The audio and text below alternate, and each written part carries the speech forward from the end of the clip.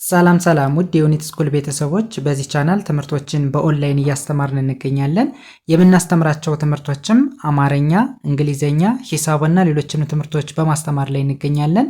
ለመማር የምትፈልጉ ቤተሰቦቻችን ቪዲዮ ላይ ባስቀመጥነው ስልክ ወይም በኢሞ፣ በቴሌግራም፣ በዋትስአፕ በሌሎችም የሚዲያ አማራጮች ሃሎ ይበሉን፣ ይደውሉልን፣ ይማሩ።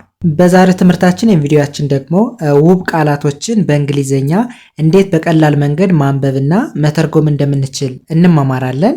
ወደ ትምህርቱ እንሄድ። ኦኬ እንግዲህ ከዚህ ጋር የምታዩቸው የተለያዩ ሁሌም ልንጠቀምባቸው የምንችል የእንግሊዘኛ ንግግሮችን እንመለከታለን። ሰው እነዚህን የእንግሊዘኛ ንግግሮችን እንዴት በቀላል መንገድ እናነባለን፣ የትኛው ፊደል እንዴት ይነበባል በሚለው መልኩ በተረጋጋ ሁኔታ እያንዳንዱን የምንመማር ይሆናል። አብራቸው ይሁኑ። ኦኬ ከመጀመሪያው ስንሄድ መጀመሪያ ላይ የምናየውን የእንግሊዘኛ ቃል እንዴት በቀላል መንገድ እናነባዋለን ወደሚለው ስንሄድ በተለይ ለእንግሊዘኛ ጀማሪ የሆናችሁ ቤተሰቦች ከሆናችሁ እንዴት በቀላሉ ማንበብ እንዳለብን እንመለከታለን ማለት ነው። ኦኬ እንግዲህ የመጀመሪያው የእንግሊዘኛ አልፋቤት እንደምታዩት ኤም ነች። ሁለተኛው ዋይ ነው። ሁለቱም ምንድናቸው? ተነባቢ ናቸው። አናባቢ ሳይሆኑ ተነባቢ ናቸው። ስለዚህ በዚህን ጊዜ ኤም ዋይ ሆኖ ሲመጣ እንዴት ይነበባል፣ ምን አይነት ድምፅ አለው ወደሚለው ስንሄድ ኤም ዋይ ማይ ማይ ተብሎ ይነበባል። ወይም ደግሞ ማይ የሚል ድምፅ አለው ማለት ነው። ኤም ዋይን ማይ እንላለን። ወደዚህኛው ቃል ስንሄድ ኦኬ ከዚህ ጋር ደግሞ የመጀመሪያው ተነባቢ ነች፣ ሁለተኛው አናባቢ ነው።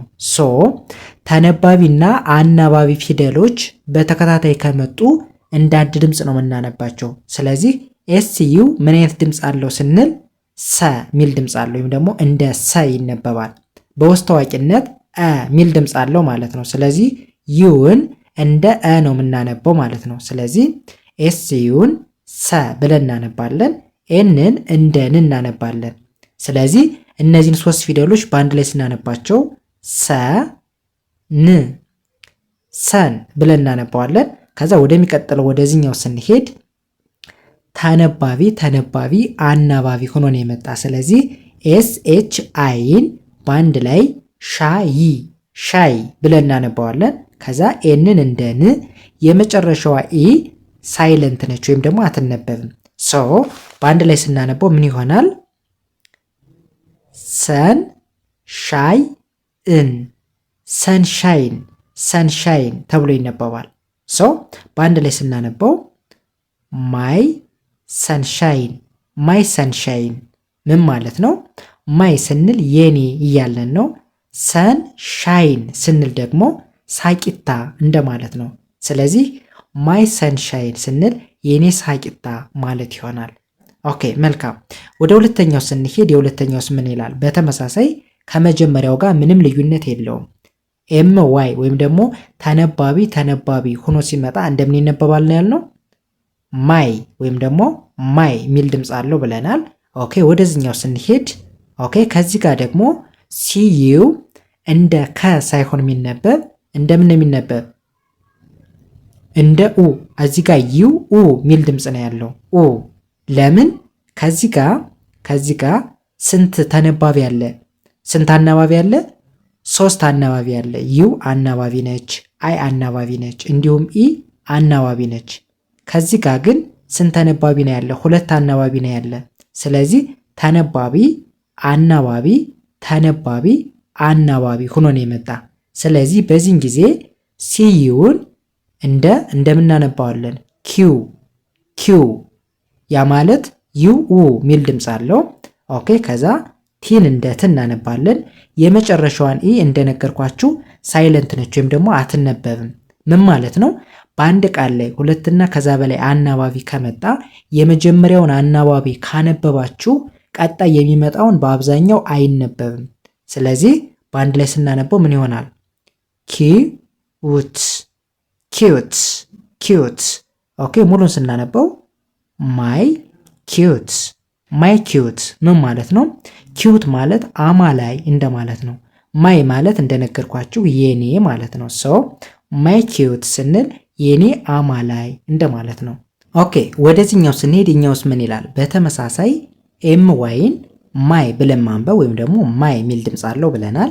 ኦኬ ወደዚህኛው ስንሄድ ደግሞ ተነባቢ በተከታታይ መጥተዋል። ስለዚህ የመጀመሪያዋን ቢ ለብቻዋ ምን ብለን እናነባለን?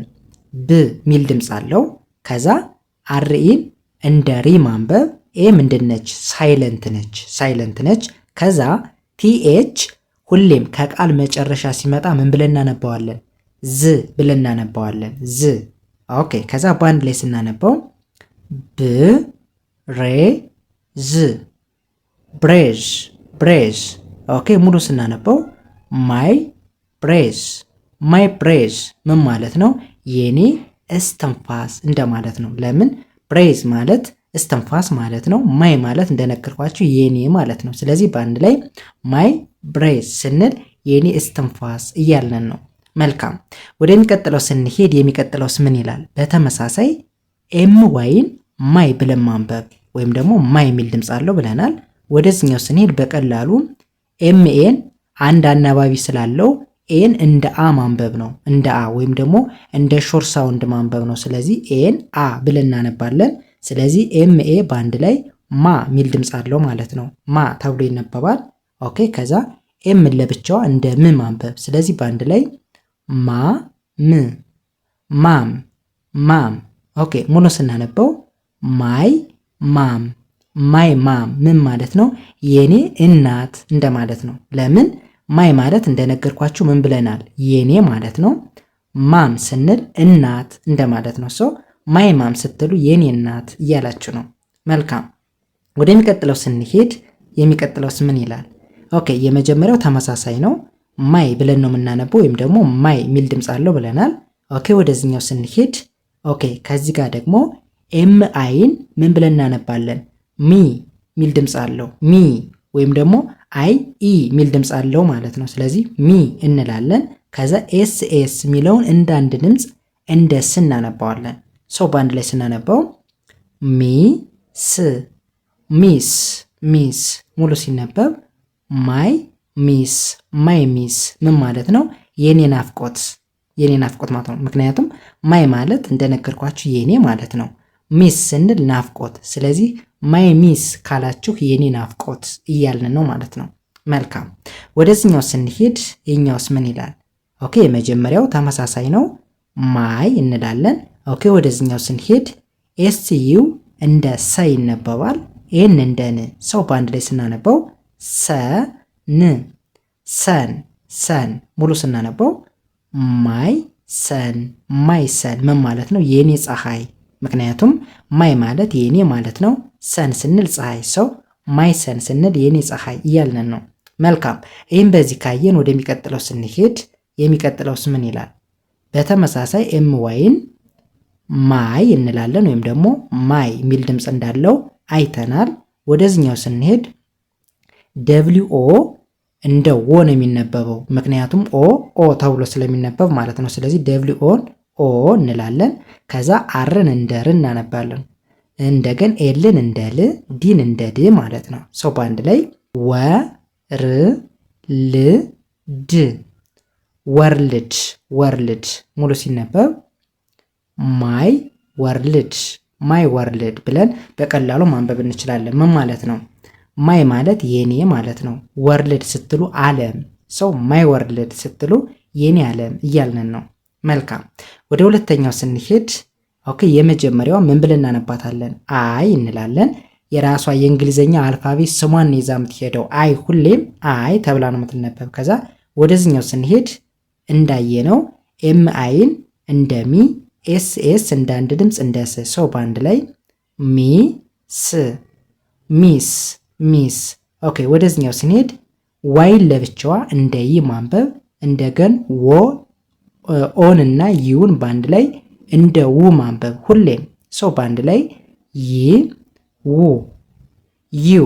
ዩ ሙሉ ሲነበብ አይ ሚስ ዩ ምን ማለት ነው? ናፍቀኛል ወይም ናፍቀሽኛል ብለን ለሁለቱም መጠቀም ይቻላል። ኦኬ ወደሚቀጥለው ስንሄድ የሚቀጥለውስ ምን ይላል? ኦኬ በተመሳሳይ ኤም ዋይን ማይ እንላለን። ኦኬ ወደዚህኛው ስንሄድ ዲኤን እንደ ዳ፣ አርን እንደ ር፣ ኤል አይ እንደ ሊ። በተመሳሳይ ኤንን ን ጂን ግ ብለን ማንበብ በአንድ ላይ ስናነበው ዳ ር ሊ ን ግ ዳሪሊንግ ዳሪሊንግ። ሙሉ ሲነበብ ማይ ዳሪሊንግ ማይ ዳሪሊንግ። ምን ማለት ነው? ማይ ማለት እንደነገርኳችሁ የኔ ማለት ነው። ዳሪሊንግ ስንል ውድ እያለን ነው። ሰው ማይ ዳሪሊንግ ስትሉ የኔ ውድ እንደማለት ነው። መልካም ወደዚህኛው ስንሄድ ይኛውስ ምን ይላል? ኦኬ የመጀመሪያውን በተደጋጋሚ ስላየ ነው ማይ እንላለን። ወደዚህኛው ስንሄድ ኤችኢ እንደ ኸ ነው የሚነበብ። ፕሌስ ከዚህ ጋር በደንብ ተመልከቱ። ኤችኢን እንደ ህ እናነባዋለን ወይም ደግሞ ህ የሚል ድምፅ አለው። ኤን አናነባትም። ኤ ሳይለንት ነች ወይም ደግሞ ራሱን የቻለ ድምፅ የላትም ማለት ነው። ስለዚህ አርን እንደ ር ቲን እንደ ት። እስኪ አሁን ባንድ ላይ እናነበው ኸ ር ት ሃርት ሃርት። ኦኬ አሁን ከዚህ ጋር ኤን ምን አላልናትም አልጠራናትም ማለት ነው። ነገር ግን በውስጥ ታዋቂነት አለች። ሰው ባንድ ላይ ስናነበው ማይ ሃርት ማይ ሃርት። ሃርት ምንድን ነበር? ልብ ማለት አይደለ? ማይ ማለት ደግሞ የኔ። ስለዚህ ማይ ሃርት ስንል የኔ ልብ እያልን ነው። መልካም ወደዚህኛው ስንሄድኛውስ ምን ይላል? ኦኬ በተመሳሳይ ማይ እንላለን። ኦኬ ወደዚህኛው ስንሄድ ኤል አይን ላይ ብለን እናነባለን። ኤፍን እንደ ፍ ኢ ሳይለንት ነች። ሰው በአንድ ላይ ስናነበው ላይ እፍ ላይፍ ላይፍ። ሙሉ ሲነበብ ማይ ላይፍ ማይ ላይፍ። ኦኬ ይህ በጣም ቀላል ነው አይደል? ትርጉሙ ማይ ማለት የኔ ማለት ነው። ላይፍ ስንል ህይወት እያልን ነው። ስለዚህ ማይ ላይፍ ስንል የኔ ህይወት ማለታችን ነው። መልካም ወደ መጨረሻው ስንሄድ የመጨረሻውስ ምን ይላል? በተመሳሳይ ኤም ዋይን ምን ብለን እናነባለን? ማይ እንላለን። ኦኬ እዛ ወደሚቀጥለው ስንሄድ ኤፍን እንደ ፍ ኤልኦን እንደ ሎ ከዛ ደብሊው ኢ አር በአንድ ላይ ምን ተብሎ ይነበባል? ኦር ኦር ሚል ድምፅ አለው። ስለዚህ በአንድ ላይ ፍ ሎ ር ፍሎር ፍሎር። ሙሉ ሲነበብ ማይ ፍሎር ማይ ፍሎር። ፍሎር ምንድን ነው? አበባ ማለት አይደለ? ማይ ማለት ደግሞ የኔ። ስለዚህ ማይ ፍሎር ስንል የኔ አበባ ማለታችን ነው። መልካም ሰው እንደዚህ እያደረግን በእርግጠኝነት ሁሌም ፕራክቲስ ማድረግ መለማመድ ከቻለን በአጭር ቀን ውስጥ እንግሊዘኛን አቀላጥፋችሁ ማንበብ መጻፍ እንደምትችሉ እርግጠኛ ሆኜ ነው የምነግራችሁ። ሰው የዛሬ ትምህርታችን ቪዲዮአችን ይህንን ይመስል ነበር። ቀጣይ በሌላ ትምህርት ቪዲዮ እስከማገኛችሁ በያላችሁበት መልካም ጊዜ ተመኘውላችሁ። ሰናይ ጊዜ